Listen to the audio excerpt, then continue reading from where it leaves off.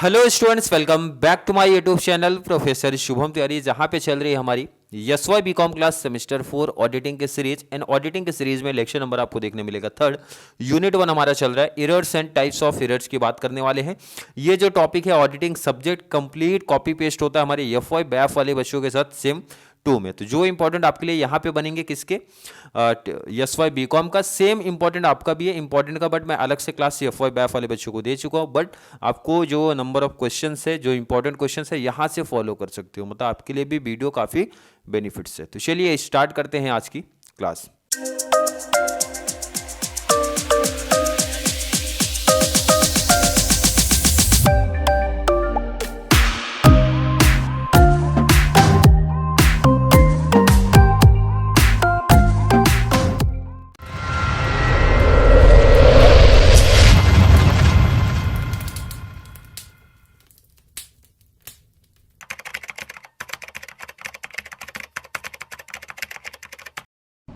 चलिए क्वेश्चन क्या है पहले उसकी बात करेंगे।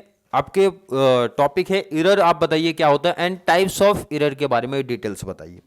तो भाई ऑडिटिंग सब्जेक्ट हमने पढ़ा है। ऑडिटिंग सब्जेक्ट में आपने पढ़ा होगा objective of auditing, objective of auditing.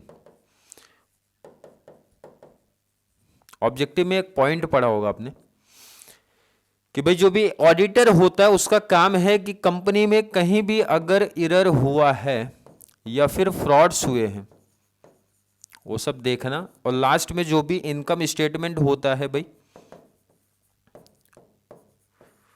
Financial statement जो होता है वो ट्रू शो कर रही है या फिर वो बताना, जिसको हम लोग क्या बोलते थे, ऑडिट रिपोर्ट। अगर आप मेरे साथ पढ़े हो तो मैंने बताया भी था कि भाई ऑडिट रिपोर्ट ऑडिटर सबमिट करता है, जिसमें एक क्लियर मेंशन होता है जो भी कंपनी का फाइनेंशियल रिप्रेजेंटेशन है वो सही है या फिर गलत है। अब इसमें 2 इंपॉर्टेंट टॉपिक्स निकल के आते हैं हमारे पास कि भाई एक आता है एरर, सेकंड आता है फ्रॉड। आपके लिए एरर एंड फ्रॉड का कॉन्सेप्ट आपको समझना है। अगर मीनिंग पार्ट आपका क्लियर हो गया, ध्यान रखना ये इतने इजी टॉपिक है, अगर मीनिंग पार्ट आपको समझ में आ गया तो टाइप्स समझना काफी आसान हो जाता है, जो कि अकाउंटिंग के पॉइंट ऑफ व्यू से चलने वाले हैं, जो कि समझ में आ जाएगा। क्लियर है? चलिए पहला टॉपिक क्लियर करेंगे एरर। फ्रॉड की बात नहीं भी की है तो भी चलेगा, क्योंकि फ्रॉड अगली क्लास में आ रही है। बट थोड़ी सी इंफॉर्मेशन जान लेते हैं एरर्स एंड फ्रॉड के बारे में। एरर में जो भी अकाउंटेंट होता है, जो एंट्री पास किया है अकाउंटेंट ने, मतलब जो कॉन्सेप्ट किया भाई, चाहे जनरल हो गया, चाहे लेजर हो गया, चाहे फाइनेंशियल ट्रायल बैलेंस हो गया, या फिर हमारा PNL का पार्ट हो गया, बैलेंस शीट वाले पार्ट हो गया। यहां पे एरर्स वाले केस में उसका इंटेंशन नहीं था, बिना इंटेंशन के गलती हो गई, जिसको आप बोल सकते हो गलती से कॉन्सेप्ट मतलब एंट्री हो गई है, जिसको हम लोग क्या बोलते हैं, अनइंटेंशनली। और जो फ्रॉड होता है भाई, वहां पे तो नाम ही बता रहे भाई फ्रॉड किया गया है, तो इसमें अकाउंटेंट का जो भी रहता है ना वो इंटेंशन होता है। वो क्या होता है भाई, इंटेंशन होता है। क्लियर है कि नहीं? मतलब एरर्स वाले कॉन्सेप्ट में इंटेंशन नहीं था बट मिस्टेक हो गई है। अब कहाँ पे मिस्टेक हो सकती है, थोड़ी इन्फॉर्मेशन ले सकते हैं भाई, मिस्टेक कहाँ पे हो सकती है। सर जो एंट्री पास की गई है, पहला तो अकाउंटिंग प्रिंसिपल में मिस्टेक हो सकता है, बिल्कुल हो सकता है। अकाउंटिंग प्रिंसिपल हर एक बच्चे को पता होना चाहिए, थोड़ी बहुत इन्फॉर्मेशन होना चाहिए। मतलब कुछ एग्जांपल समझते तो और क्लियरिटी मिल जाएगी। क्लियर है कि नहीं? जैसे अकाउंटिंग प्रिंसिपल में क्या हो सकता है, जो भी हमारे असेट्स वाले पार्ट हैं, जो भी असेट्स वाले पार्ट हैं उनको अंडर वैल्यूएशन, अंडर या फिर ओवर वैल्यूएशन दिखाया होगा। अंडर वैल्यूएशन मतलब उसकी वैल्यूएशन कम दिखाई गई होगी बुक वैल्यू से, या फिर एक्स्ट्रा दिखा दी है ओवर वैल्यूएशन का मतलब।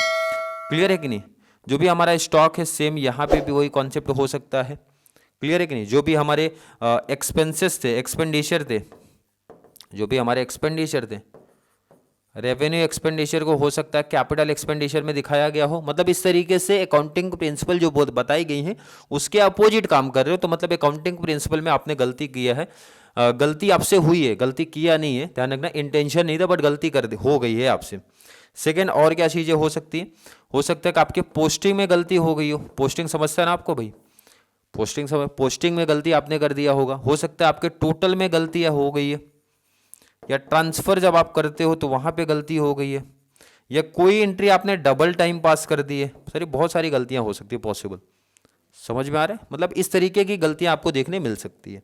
बेसिकली। फ्रॉड में भी सेम यही कॉन्सेप्ट चलेगा, और फ्रॉड की बात हम लोग नेक्स्ट क्लास में करेंगे, तो आज सिर्फ इसकी बात करने वाले हैं।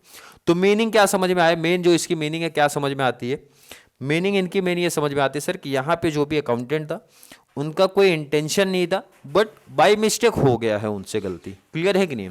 चलिए स्टार्ट करते हैं। मीनिंग पार्ट क्या बता रहा है हमें, मीनिंग पार्ट ये बता रहा है भाई basic objective of auditing is to examine if the accounts are true and fair. Main काम ऑडिटर का यही है कि जो आपका काम है भाई एग्जामिन करना किसको, अकाउंट्स को, और रिपोर्ट देना और बताना भाई कि जो भी आपका अकाउंट्स है वो ट्रू एंड फेयर है कि नहीं है। आगे पढ़ते हैं। Detection and prevention of errors and fraud, दो वर्ड निकल के आते हैं, errors and fraud. Errors and fraud में सिंपल सा यही डिफरेंस है, एरर्स में अकाउंटेंट से मिस्टेक होती है, वो मिस्टेक जानबूझ के नहीं करता है, फ्रॉड में तो भाई इंटेंशन है इसलिए वो किया गया है। क्लियर है कि नहीं है? Objection of auditing.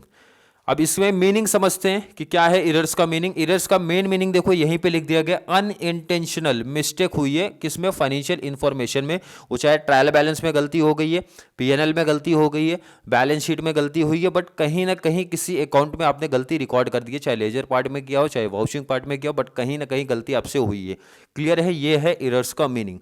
अब ये अगर क्लियर है तो देखो टाइप्स क्लियर करना काफ़ी आसान हो जाता है, ईजी है, सिंपल एक एक क्लियर करेंगे। पहले क्लियर कर लेते भाई एरर्स ऑफ प्रिंसिपल, जो मैंने बताया कि भाई जो भी हमारे अकाउंटिंग प्रिंसिपल्स है वहां पे आपने मिस्टेक कर दिया। अब अकाउंटिंग प्रिंसिपल में जैसा मैंने बताया था, कुछ एग्जांपल के पॉइंट से आप क्लिक कर लेना माइंड में। जैसे असेट्स का मैंने बताया था, जो हमारे असेट्स होते हैं उसका हो सकता है आपने अंडर वैल्यूएशन या फिर ओवर वैल्यूएशन का कॉन्सेप्ट दिखाया होगा। क्लियर है? सेकेंड, और क्या मिस्टेक्स हो सकती है, जो भी आपके एक्सपेंडिचर थे, जो भी आपके एक्सपेंडिचर थे मैंने बताया, हो सकता है जो भी आपका रेवेन्यू एक्सपेंडिचर हुए उसको आपने शिफ्ट कर दिया होगा कैपिटल में, या फिर कैपिटल का बाय मिस्टेक हो गया होगा रेवेन्यू एक्सपेंडिचर में। क्लियर है? डेप्रीशिएशन को लेकर कुछ गलती हो सकती है, मतलब कुछ ऐसे एग्जांपल से आप समझ सकते हो।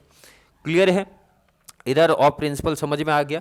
नहीं समझा तो चलिए कुछ एग्जाम्पल पहले रीड करा दे, फिर अदर पे आते हैं। कुछ एग्जाम्पल आप देख लो, मीनिंग पार्ट इसी से एग्जांपल से ही क्लियर हो जाएगा।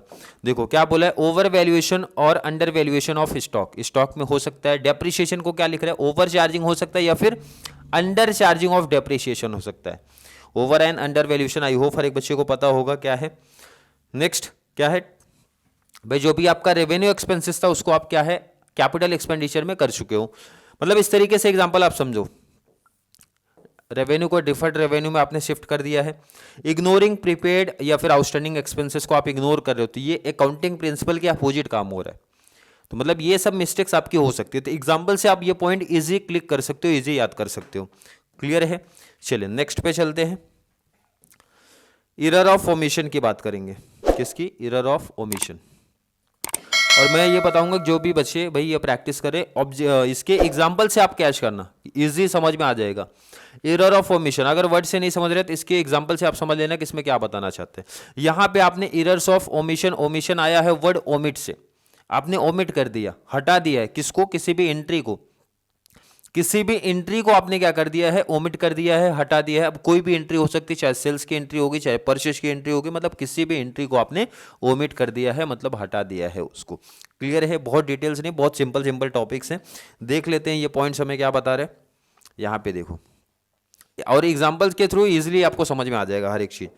एग्जाम्पल कहाँ दिख रहा है आपको? इधर पे सामने दिख रहा होगा आपको, सामने दिख रहा है आपको। क्लियर है? एग्जाम्पल इनका कहाँ पे रहे? An error of omission occurs when a transaction is omitted from the books of either wholly or partly। मतलब या तो कंप्लीट हटा दिया या फिर पार्टली किया। देखो अगर कंप्लीट, ये चीज आपको पता होनी चाहिए, फाइनल अकाउंट में अगर हमने कोई भी एंट्री की, दोनों एंट्री में से कोई एंट्री पास नहीं किया तो भी हमारा फाइनल अकाउंट टैली हो जाता था। अगर किसी बच्चे को ये चीज पता है कि भाई किसी एडजस्टमेंट एडिशनल इन्फॉर्मेशन की एंट्री आप नहीं पास करोगे, आपको नहीं समझ रहा, कोई इफेक्ट मत करो, उसके बाद टैली करोगे, बैलेंस शीट आपका टैली हो जाएगा। बट अगर पार्टली किया, मतलब एक इफेक्ट आप कर रहे हो, सेकंड इफेक्ट नहीं कर रहे तो टैली नहीं होगा। तो यहां पे अगर किसी कंपनी ने ऐसा काम किया है भाई कि कंप्लीट अमाउंट ही गायब कर दिया, तो बैलेंस शीट तो टैली हो जाएगा, बट उसको अब जो है ढूंढना ऑडिटर के लिए काफी डिफिकल्ट टास्क हो जाता है। क्लियर है। तो वहां पे क्या करेगा भाई, डिटेल्स ढूंढना पड़ेगा। तो वही डिटेल्स यहाँ पे कहानी लिखी गई है। If a transaction is partly omitted, अगर कोई ट्रांजेक्शन पार्टली ओमिट किया गया तो ट्रायल बैलेंस टैली आपका होगा ही नहीं।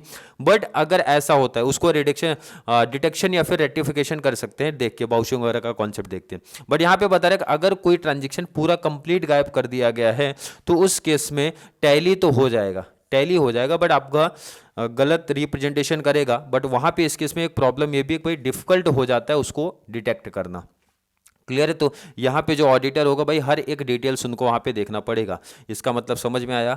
बिल्कुल है कि भाई आपने किसी एंट्री को या फिर पार्टली ओमिट कर दिया है या फिर कंप्लीट ओमिट कर दिया है, हटा दिया है वहाँ से। डिटेल्स पढ़ लेना, काफ़ी ईजी है। और मीनिंग अगर समझिए तो भाई कॉन्सेप्ट आपके लिए काफ़ी आसान हो जाता है। एरर्स ऑफ कमीशन की बात करते हैं। अब इसके अंदर 3 सब पार्ट्स निकल के आते हैं। एक तो आता है मैथमेटिकल एरर। भाई मैथमेटिक्स में कहीं गलती हो गई और हमसे होती है, काउंटिंग में बेसिकली होती है कि किसी एंट्री में वहाँ पे लिखा था 2400 बट गलती से हमने इतना कर दिया 24,000, या फिर 24,000 था, हमने गलती से क्या कर दिया भाई 2400 कर दिया है। ये हो गया मैथमेटिकल एरर, गलती से हो गया भाई, हो सकता है अकाउंटेंट से, ये मैथमेटिकल एरर का पार्ट है। क्लियर है। चलिए डिटेल्स थोड़ा सा एग्जाम्पल के थ्रू समझ लेंगे। एग्जाम्पल देखो क्या है, मैथमेटिकल एरर क्या बता रहा है यहाँ पे देख लो। मैथमेटिकल एरर में एग्जाम्पल वही जो मैंने बताया भाई 1000 है, तो वो किसकी जगह पे 10,000 की जगह पे आपने 1000 लिख दिया, 1000 की जगह 10,000 लिख दिया। तो इस केस में भी पॉसिबिलिटी है ऑडिटर को फिर वहाँ पे वाउचिंग देखना पड़ेगा, बिल देखना पड़ेगा, जो पेमेंट हुआ रहेगा वो देखना पड़ेगा, और उसके थ्रू वो क्या करेगा, ऐसे अगर गलतियां हुई है, मैथमेटिकल एरर हुआ है तो वहाँ पे वो कर सकता है, चेक कर सकता है, बता सकता है। क्लियर है। नेक्स्ट आ जाते भाई। नेक्स्ट है आपका कास्टिंग एरर। मतलब इसमें याद रखना सिंपल सा, जब याद रखना और नोट भी कर लो कि ये ऐसी गलती कब होती, कहाँ पॉसिबल है। जब आप ट्रांसफर करते हो तो वहाँ पे गलती हो जाती है। ट्रांसफर किया मतलब जब ये चीज़ तो आपको पता भाई, डेबिट जब ट्रांसफर करते हो, डेबिट से हमारी चीज़ें कहाँ जाती है, क्रेडिट, या फिर क्रेडिट से चीज़ें कहाँ पे आती हैं, डेबिट में आती हैं। तो वहाँ पे आपसे गलती हो गई है, तो ये ऐसी मिस्टेक्स को, ऐसी गलतियों को क्या बोलते हैं, कास्टिंग एरर का कॉन्सेप्ट बोलते हैं। नेक्स्ट है पोस्टिंग एरर।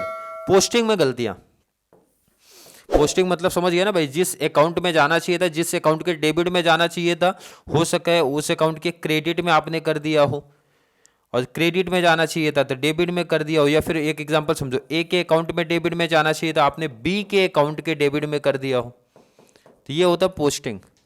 और अगर आप अकाउंट्स किए होते, अकाउंट्स से काफ़ी चीज़ें ये समझना काफ़ी आसान हो जाता है, अकाउंट से काफ़ी लिंक आपको देखने मिल रहा है ना, पोस्टिंग एरर हो गया।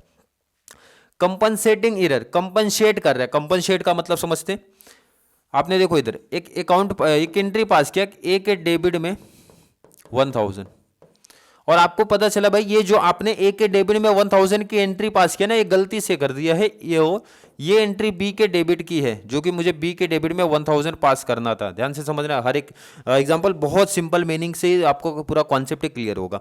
कंपनसेट करना मतलब देखो यहाँ पे ए की एंट्री जो थी, ए के डेबिट में जो आपको एंट्री पास करना था 1000, वो आपने बी के अकाउंट में पास कर दिया है, या फिर बी का कोई 1000 की एंट्री थी, आपने ए में पास कर दिया है, जो कि आपको बाद में पता चल गया भाई गलती हो गई है। तो आपने क्या किया ना, ए का कोई दूसरा ट्रांजेक्शन लाके बी में कॉपी कर दिया। तो आपने क्या दिमाग लगाया भाई, आपने ये दिमाग लगाया सिंपल सा, ध्यान से समझना,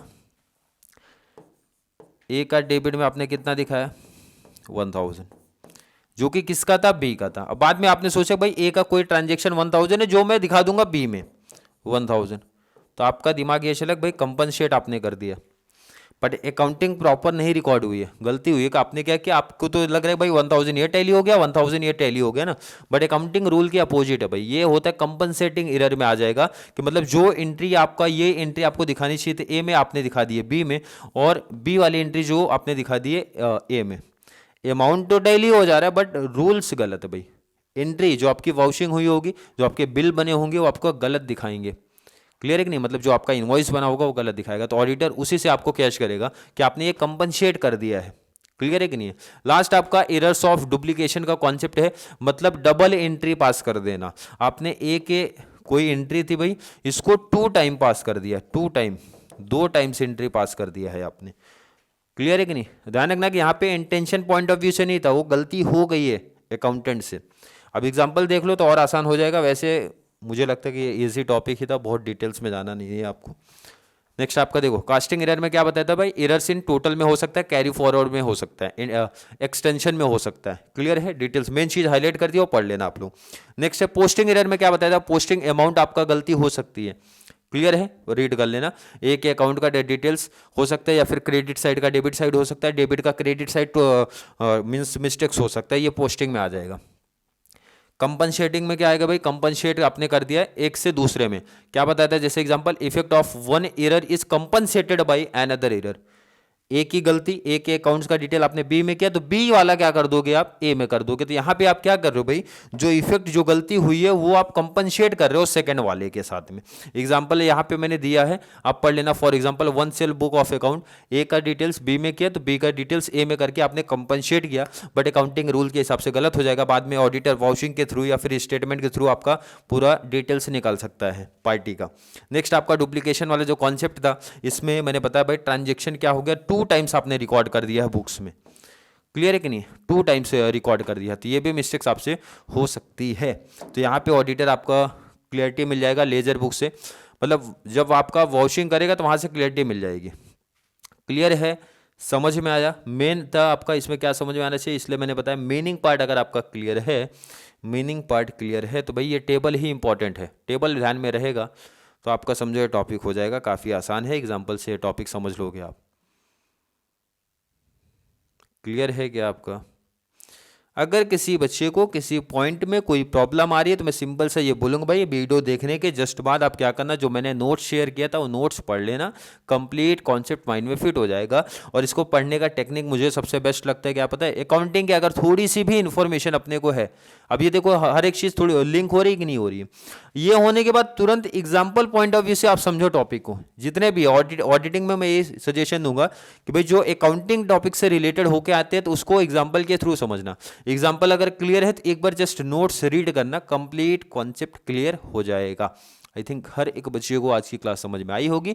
फिर भी किसी बच्चे को किसी पॉइंट्स में कोई कॉन्सेप्ट में कोई डाउट कोई कन्फ्यूजन सा लग रहा है तो भाई जरूर नीचे कमेंट में ऐड करें, या फिर कॉन्सेप्ट क्लियर है, वीडियो आपको थोड़ी सी भी हेल्पफुल लग रही है तो वीडियो को लाइक करना है, और जितना ज़्यादा पॉसिबल हो सके चैनल का लिंक हमारे कॉमर्स सेक्शन वाले बच्चों को ज़रूर शेयर करें ताकि उनको इस चैनल से बहुत सारा बेनिफिट्स मिल सके। तो चलिए मिलेंगे अगली क्लास में, तब तक के लिए थैंक यू सो मच।